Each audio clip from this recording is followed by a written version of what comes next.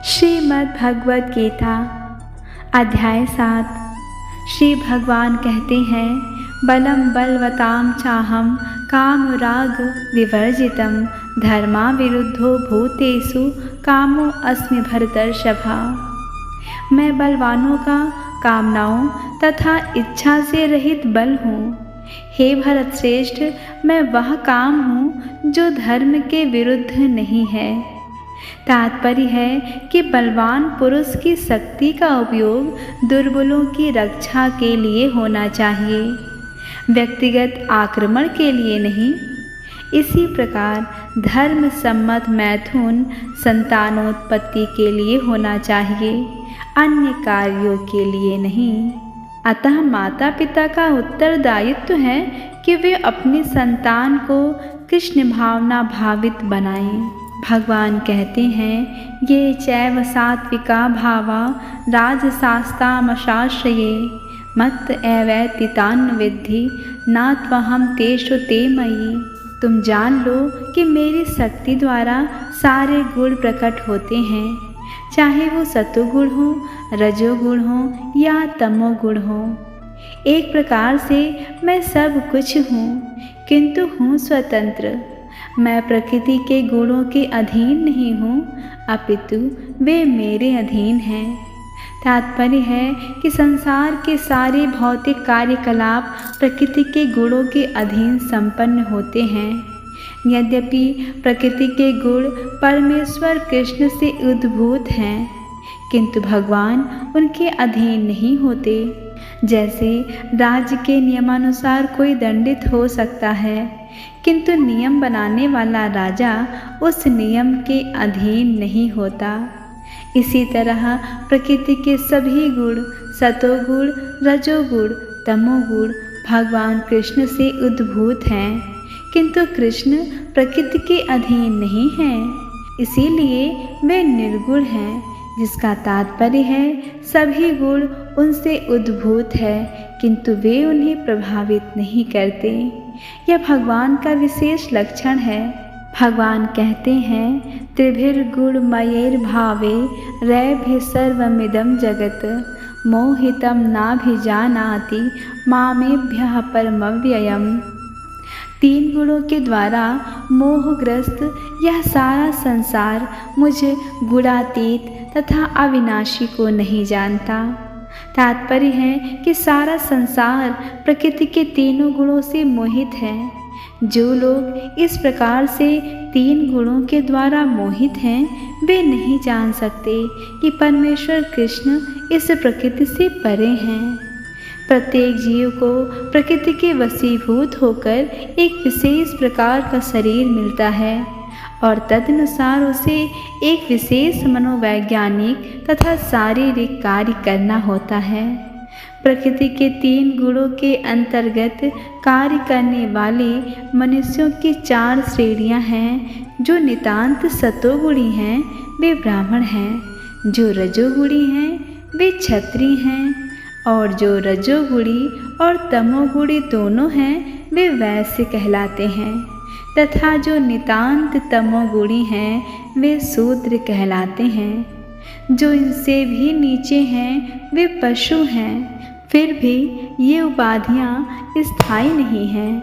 मैं ब्राह्मण, क्षत्रिय, वैश्य कुछ भी हो सकता हूँ। जो भी हो, यह जीवन नश्वर है। यद्यपि यह जीवन नश्वर है और हम नहीं जान पाते कि अगले जीवन में हम क्या होंगे, किंतु माया के वश में रहकर हम अपने आप को देहात्म बुद्धि के द्वारा अमेरिकी, भारतीय, ऋषि, ब्राह्मण, हिंदू, मुसलमान आदि कहकर सोचते हैं। और यदि हम प्रकृति के गुणों में बंध जाते हैं तो हम उस भगवान को भूल जाते हैं जो इन गुणों के मूल में हैं। अतः भगवान का कहना है कि सारे जीव प्रकृति के इन गुणों द्वारा मोहित होकर यह नहीं समझ पाते कि इस संसार की पृष्ठभूमि में भगवान हैं। जीव कई प्रकार के हैं, जैसे मनुष्य, देवता, पशु आदि। इनमें से हर एक प्रकृति के वश में हैं। और ये सभी दिव्य पुरुष भगवान को भूल चुके हैं। जो रजोगुणी तथा तमोगुणी हैं, यहाँ तक कि जो सतोगुणी भी हैं, वे भी परम सत्य के निर्विशेष ब्रह्म स्वरूप से आगे नहीं बढ़ पाते। वे सब भगवान के साक्षात स्वरूप के समक्ष संभ्रमित हो जाते हैं, जिसमें सारा सौंदर्य, ऐश्वर्य, ज्ञान, बल, यश तथा त्याग भरा है। जब सतोगुणी तक इस स्वरूप को नहीं समझ पाते तो क्या आशा की जाए जो रजोगुणी या तमोगुणी हैं। कृष्ण भावनामृत प्रकृति के इन तीनों गुणों से परे है, और जो लोग निस्संदेह कृष्ण भावनामृत में स्थित हैं, वे ही वास्तव में मुक्त हैं। भगवान कहते हैं, देवी होषा गुणमयी मम माया दुरत्यया मामेव ये प्रपद्यन्ते माया में ताम तरन्ति ते। प्रकृति के 3 गुणों वाली इस मेरी दैवी शक्ति को पार कर पाना कठिन है, किंतु जो मेरे शरणागत हो जाते हैं वे सरलता से इसे पार कर जाते हैं। तात्पर्य है कि भगवान की शक्तियाँ अनंत हैं और ये सारी शक्तियाँ दैवी हैं। यद्यपि जीवात्माएं उनकी शक्तियों के अंश हैं, अतः दैवी हैं, किंतु भौतिक शक्ति के संपर्क में रहने से उनकी पराशक्ति आच्छादित रहती है। इस प्रकार भौतिक शक्ति से आच्छादित होने के कारण मनुष्य उसके प्रभाव का अतिक्रमण नहीं कर पाता। जैसा कि पहले कहा जा चुका है, परा तथा अपरा शक्तियाँ भगवान से उद्भूत होने के कारण नित्य हैं। जीव भगवान की पराशक्ति से संबंधित है, किंतु अपराशक्ति अर्थात पदार्थ के द्वारा दूषित होने से उनका मोह भी नित्य होता है। अतः बद्ध जीव नित्य बद्ध है, कोई भी उसके बद्ध होने की तिथि को नहीं बता सकता। फलस्वरूप प्रकृति के चंगुल से उसका छूट पाना अत्यंत कठिन है, भले ही प्रकृति अपरा शक्ति क्यों न हो, क्योंकि भौतिक शक्ति परमेच्छा द्वारा संचालित होती है, जिसे लांघ पाना जीव के लिए कठिन है। यहाँ पर अपरा भौतिक प्रकृति को दैवी प्रकृति कहा गया है, क्योंकि इसका संबंध दैवी है तथा इसका चालन दैवी इच्छा से होता है। दैवी इच्छा से संचालित होने के कारण भौतिक प्रकृति अपरा होते हुए भी दृश्य जगत के निर्माण तथा विनाश में महत्वपूर्ण भूमिका निभाती है। वेदों में इसकी पुष्टि इस प्रकार हुई है कि मायां तो प्रकृतम विद्यान मायिम तो महेश्वरम। यद्यपि माया मिथ्या या नश्वर है, किंतु माया के पृष्ठभूमि में परम जादूगर भगवान है, जो परम नियंता महेश्वर हैं। गुण का दूसरा अर्थ रस्सी है। इससे यह समझना चाहिए कि बद्ध जीव मोह रूपी रस्सी से जकड़ा हुआ है। यदि मनुष्य के हाथ पैर बांध दिए जाएं, तो वह अपने को छुड़ा नहीं सकता। उसकी सहायता के लिए कोई ऐसा व्यक्ति चाहिए जो बंधा ना हो, क्योंकि एक बंधा हुआ व्यक्ति दूसरे बंधे व्यक्ति की सहायता नहीं कर सकता। अतः रक्षक को मुक्त होना चाहिए। अतः केवल कृष्ण या उनके प्रामाणिक प्रतिनिधि गुरु ही बद्ध जीव को छुड़ा सकते हैं। बिना ऐसी उत्कृष्ट सहायता के भवबंधन से छुटकारा नहीं मिल सकता है। भक्ति या कृष्ण भावनामृत इस प्रकार के छुटकारे में सहायक हो सकता है। कृष्ण माया के अधीश्वर होने के नाते इस दुर्लभ शक्ति को आदेश दे सकते हैं कि बद्ध जीव को छोड़ दें। वे शरणागत जीव पर अहेतुकी कृपा तथा वात्सल्यवश ही जीव को मुक्त किए जाने का आदेश देते हैं, क्योंकि जीव मूलतः भगवान का प्रिय पुत्र है। अतः निष्ठुर माया के बंधन से मुक्त होने का एकमात्र साधन है भगवान के चरण कमलों की शरण ग्रहण करना। मामेव पद भी अत्यंत सार्थक है। माम का अर्थ है एकमात्र कृष्ण को, ब्रह्मा या शिव को नहीं, यद्यपि ब्रह्मा तथा शिव भी अत्यंत महान हैं और प्रायः विष्णु के ही समान हैं, किंतु ऐसे रजोगुण तथा तमोगुण के अवतारों के लिए संभव नहीं है कि वे बद्ध जीव को माया के चंगुल से छुड़ा सकें। दूसरे शब्दों में ब्रह्मा तथा शिव दोनों ही माया के वश में रहते हैं। केवल विष्णु माया के स्वामी हैं, अतः वे ही बद्ध जीव को मुक्त कर सकते हैं।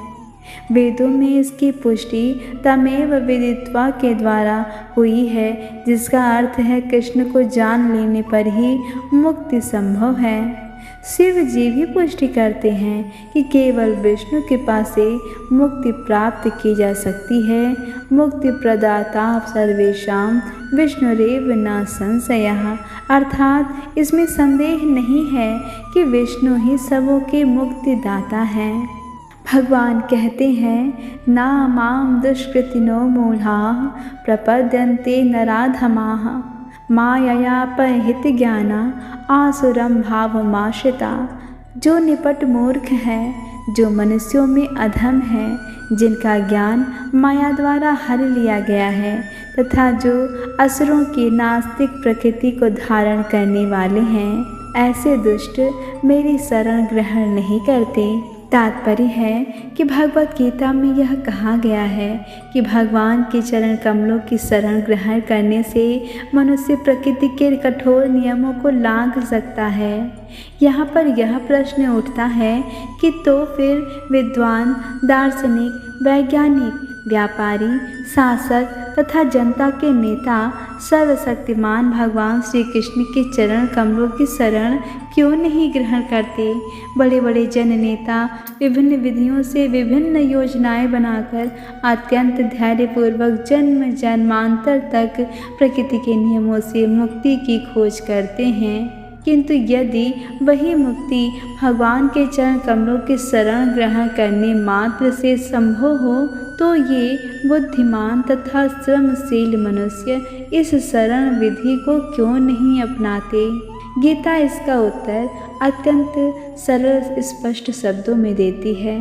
समाज के वास्तविक विद्वान जैसे ब्रह्मा, शिव, कपिल, कुमार, गण, मनु, व्यास, देवल, असित, जनक, प्रहलाद, बलि तथा उनके पश्चात मध्वाचार्य, रामानुजाचार्य, श्री चैतन्य, बहुत से अन्य श्रद्धावान दार्शनिक, राजनीतिज्ञ, शिक्षक, विज्ञानी आदि हैं, जो सर्वशक्तिमान परम पुरुष के चरणों में शरण ग्रहण करते हैं।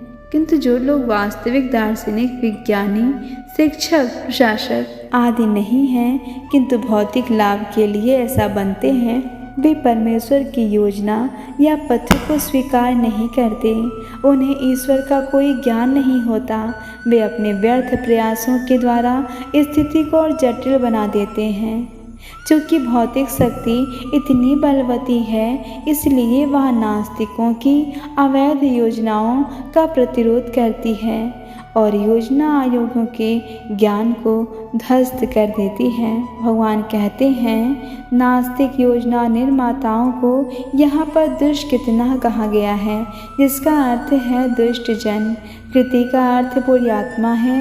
नास्तिक योजना निर्माता कभी कभी अत्यंत बुद्धिमान और प्रतिभाशाली भी होता है, क्योंकि किसी भी विराट योजना के लिए, चाहे वह अच्छी हो या बुरी हो, बुद्धि की आवश्यकता होती है। लेकिन नास्तिक की बुद्धि का प्रयोग परमेश्वर की योजना का विरोध करने में होता है। इसीलिए नास्तिक योजना निर्माता दुष्कृति कहलाता है, जिससे सूचित होता है कि उसकी बुद्धि तथा प्रयास उल्टी दिशा की ओर अग्रसर हो रहे हैं। गीता में यह स्पष्ट कहा गया है कि भौतिक शक्ति परमेश्वर के पूर्ण निर्देशन में कार्य करती है। उसका कोई स्वतंत्र प्रभुत्व नहीं है। जिस प्रकार छाया पदार्थ का अनुसरण करती है, उसी प्रकार यह शक्ति भी कार्य करती है। तो भी यह भौतिक शक्ति अत्यंत प्रबल है और नास्तिक अपने अनिश्वरवादी स्वभाव के कारण यह नहीं जान सकते कि वह किस तरह कार्य करती है, ना ही वह परमेश्वर की योजना को जान सकता है। मोह तथा रजो एवं तमो गुणों में रहकर उसकी सारी योजनाएं उसी प्रकार ध्वस्त हो जाती हैं जिस प्रकार भौतिक दृष्टि से विद्वान, वैज्ञानिक, दार्शनिक, शासक तथा शिक्षक होते हुए भी हिरण्यकश्यप तथा रावण की सारी योजनाएं ध्वस्त हो गई थीं। ये दुष्कृति या दुष्ट 4 प्रकार के होते हैं जिनका वर्णन नीचे दिया हुआ है।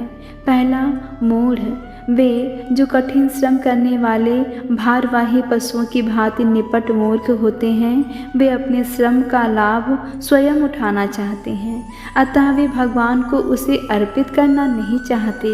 भारवाही पशु का उपयुक्त उदाहरण गधा है। इस पशु से उसका स्वामी अत्यंत कार्य लेता है। गधा यह नहीं जानता कि वह अहरनिश किसके लिए काम करता है। वह घास से पेट भरकर संतुष्ट रहता है। अपने स्वामी से मार खाने के भय से केवल कुछ घंटे सोता है और गधी से बार बार लात खाने के भय के बावजूद भी अपनी काम तृप्ति पूरी करता है। कभी कभी गधा कविता करता है और दर्शन बघारता है, किंतु उसके रेंकने से लोगों की शांति भंग होती है। ऐसी दशा उन सकाम कर्मियों की है जो यह नहीं जानते कि वे किसके लिए कर्म करते हैं। वह यह नहीं जानते कि कर्म यज्ञ के लिए है। ऐसे लोग अपने द्वारा उत्पन्न कर्मों के भार से दबे रहते हैं। प्रायः यह कहते सुने जाते हैं कि उनके पास अवकाश कहाँ कि वे जीव की अमरता के विषय में सुने। ऐसे मूढ़ों के लिए नश्वर भौतिक लाभ ही जीवन का सब कुछ होता है।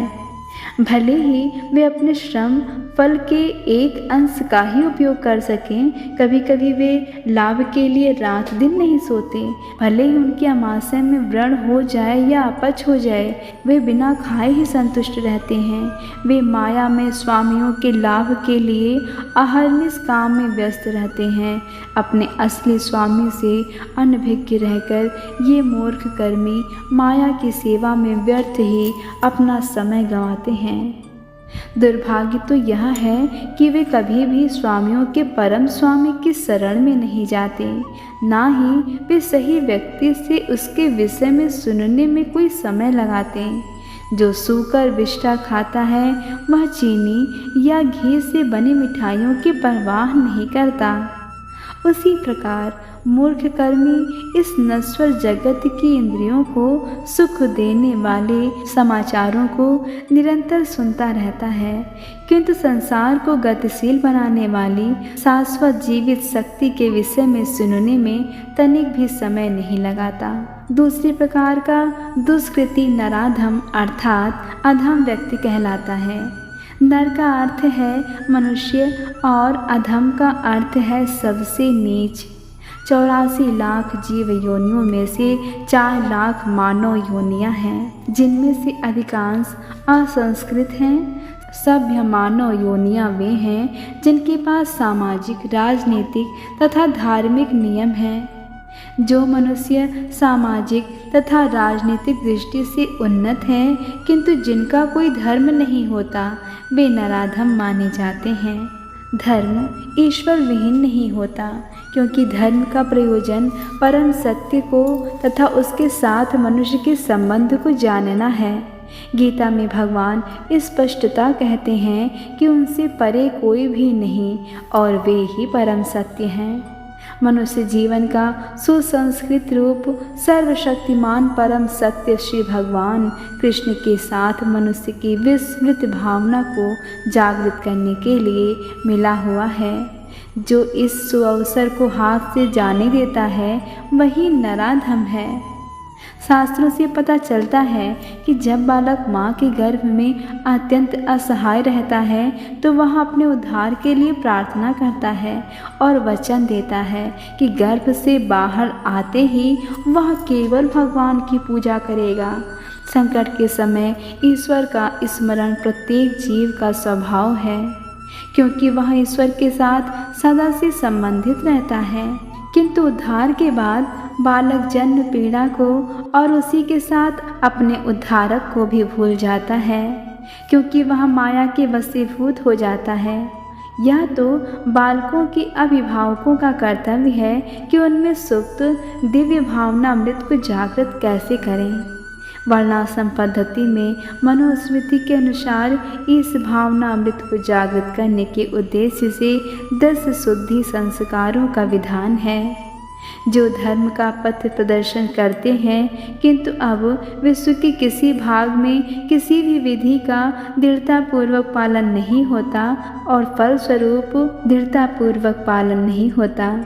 जब सारी जनसंख्या नराधम हो जाती है तो स्वाभाविक है कि उनकी सारी तथाकथित शिक्षा भौतिक प्रकृति की सर्वसमर्थ शक्ति द्वारा व्यर्थ कर दी जाती है।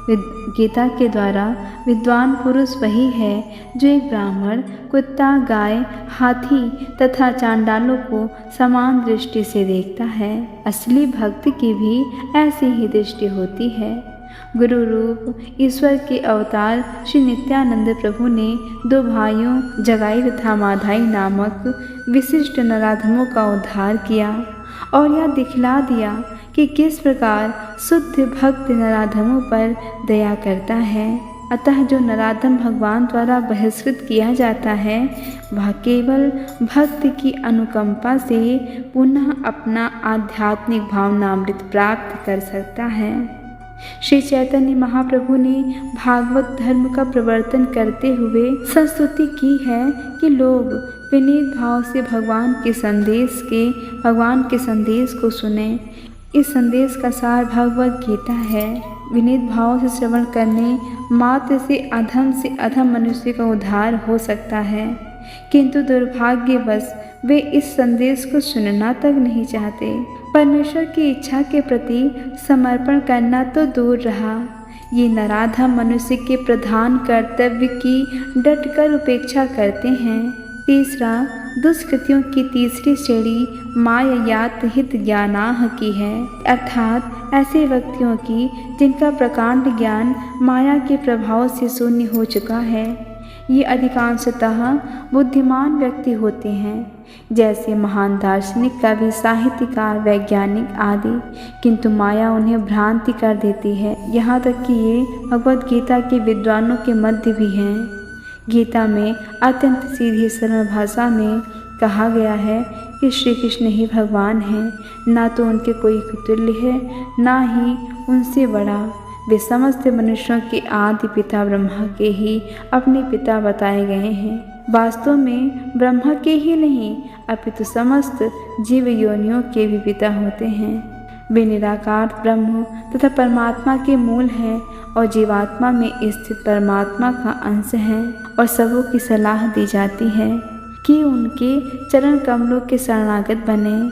इन सब कथनों के बावजूद ये मायायापहित ज्ञानाह भगवान का उपहास करते हैं और उन्हें एक सामान्य मनुष्य मानते हैं। वे यह नहीं जानते कि भाग्यशाली मानव जीवन श्री भगवान के दिव्य शाश्वत स्वरूप के अनुरूप ही रचा गया है। गीता की ऐसी सारी अवैध व्याख्याएं जो मायायापहित ज्ञानाह वर्ग के लोगों द्वारा की गई है और परंपरा पद्धति से हटकर है, आध्यात्मिक जानकारी के पथ में रोड़े का कार्य करती है। मायाग्रस्त व्याख्याकार न तो स्वयं भगवान कृष्ण के चरणों की शरण में जाते हैं और न अन्यों को इस सिद्धांत का पालन करने के लिए शिक्षा देते हैं। चौथा, दुष्कृतियों की चौथी श्रेणी आसुरम भाविमाश्रिताः अर्थात आसुरी सिद्धांत बालकों की है। यह श्रेणी खुले रूप में नास्तिक हो जाती है। इसमें से कुछ तर्क करते हैं कि परमेश्वर कभी भी इस संसार में अवतरित नहीं हो सकता, किंतु वे इसका कोई ठोस प्रमाण नहीं बता पाते कि ऐसा क्यों नहीं हो सकता। नास्तिक श्री भगवान के द्वेष से बस अपनी बुद्धि से अनेक अवैध अवतारों को प्रस्तुत करते हैं। ऐसे लोग जिनके जीवन का एकमात्र उद्देश्य भगवान को नकारना है, श्री कृष्ण के चरण कमलों के कभी शरणागत नहीं होते। दक्षिण भारत के श्री यामुनाचार्य अलबंदरू ने कहा है कि हे प्रभु, आप उन लोगों के द्वारा नहीं जाने जाते जो नास्तिक सिद्धांतों में लगे रहते हैं। भले ही आप विलक्षण गुण तथा योजना से युक्त हैं, सभी शास्त्रों ने आपका विशुद्ध सत्यमय विग्रह प्रमाणित किया है तथा दैवी गुण संपन्न दिव्य ज्ञान के आश्चर्य भी आपको मानते हैं। जैसे मूढ़ नराधम मायया बहुत ज्ञानी अर्थात भ्रमित मनोधर्मी तथा नास्तिक, ये 4 प्रकार के दुष्कृति कभी भी भगवान के चरण कमलों की शरण में नहीं जाते। भले ही सारे शास्त्र तथा आचार्य ऐसा उपदेश क्यों ना देते रहें।